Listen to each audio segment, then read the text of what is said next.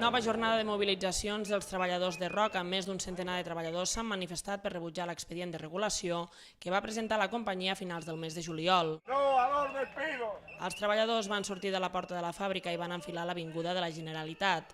Alguns dels manifestants van aturar-se a l'alçada de l'avinguda de Josep Tarradellas en senyal de protesta, un acte que no va provocar cap incident. Els manifestants van acabar la marxa a la plaça de la Vila, on van llegir un manifest en contra dels 713 acomiadaments que preveu l'expedient. 341 d'aquestes persones de la planta de Gavà i Viladecans. De moment, 66 treballadors del municipi ja han rebut el comunicat d'acomiadament. Al fin de cuentas vemos que este conflicto va a acabar en manos de la administración si la empresa sigue manteniendo que tiene que haber despido.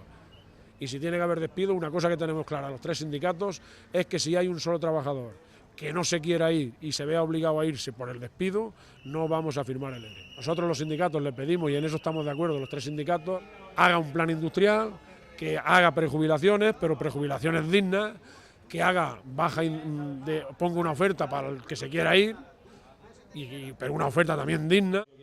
Els representants sindicals van reunir-se amb l'alcalde i tots els representants polítics de la ciutat per explicar-los l'estat de les negociacions i demanar suport institucional. El consistori es va comprometre a reunir-se amb la consellera de Treball i parlar amb el secretari general del Ministeri per aturar l'ERO.